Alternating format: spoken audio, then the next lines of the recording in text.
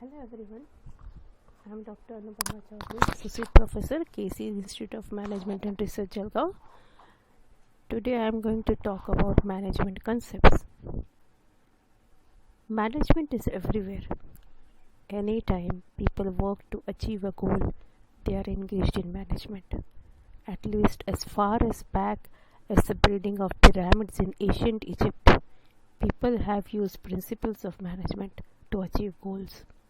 Today, organizations of all types, social, political, and economic, use management techniques to plan and organize their activities. There are two aspects of management. When people talk about management, they may be referring to very different aspects. They may be talking about the people who are the managers, especially those people in strategic positions who make important decisions for the organization, such as executive officers, president, or general manager. Or they may be referring to the activities and functions of the organizations to achieve organizational goals. Many management thinkers have defined management in their own ways. For example, Van Fleet and Peterson defined management as a set of activities directed at the different, efficient, and effective utilization of resources in the pursuit of one or more goals. According to F.W. Taylor, management is an art of knowing what to do, when to do, and see that it is done in the best and cheapest way.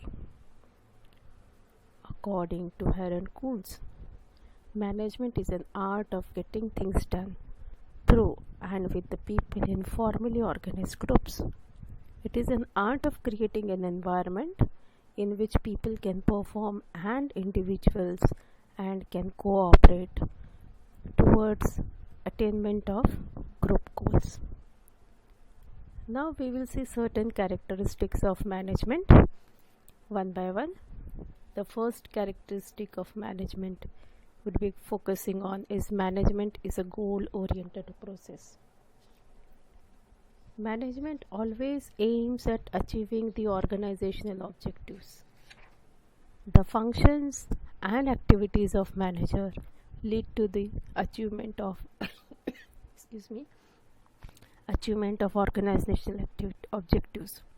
For example, if the objective of a company is to sell 1,000 computers, then manager will plan the course of action, motivate all the employees, and organize all the resources, keeping in mind the main target of selling 1,000 computers. Second, management is pervasive. Management is a universal phenomenon. The use of management is not restricted to business firms only. It is applicable in profit making, non-profit making, business or non-business organizations. Even a hospital, school, club, and house has to manage properly. Concept of management is used in the whole world, whether it is USA or UK or India. Management is multidimensional. Management does not mean one single activity, but it includes three main activities: management of work, management of people, and management of operations. What is management of work? All organizations are set up to perform some task or goal. Management activities aim at achieving goals or tasks to be accomplished. The task or work depends upon the nature of business. For example, work to be accomplished in a school is providing education, in hospital to treat the patient, in industry to manufacturing some product. Management makes sure that work is accomplished effectively and efficiently. Management of people. People refer to human resources, and human resources are the most important assets of an organization. An organization can win over competitor with efficient employees only because two organizations can have same physical, technological and financial resources but not human resources. Management has to get tasks accomplished through people only. Managing people has two dimensions: taking care of employee individual needs and taking care of group of people. Management of operations. Operations refer to activities of production cycles such as buying inputs, converting them into semi-finished goods and finished goods. Management of operations concentrates on mixing management of work with management of people, that is, deciding what work has to be done, how it has to be done, and who will do it. Management is a continuous process. Management is a continuous or never ending function. All the functions of management are performed continuously. For example, planning, organizing, staffing, directing, and controlling are performed by the managers all the time. Sometimes they are doing planning, then staffing or organizing. Managers perform ongoing series of functions continuously in the organization. Next feature is management is a group activity. Management always refers to a group of people involved in managerial activities. The management functions cannot be performed in isolation. Each individual performs his or her role at his status and department, and then only management function can be executed. Even the result of management affects every individual and every department of the organization, so it always refers to a group effort and not the individual effort of one person. Management is a dynamic function. Management has to make changes in goals, objectives, and other activities according to changes taking place in the environment. The external environment such as social, economical, technical and political environment has great influence over the management.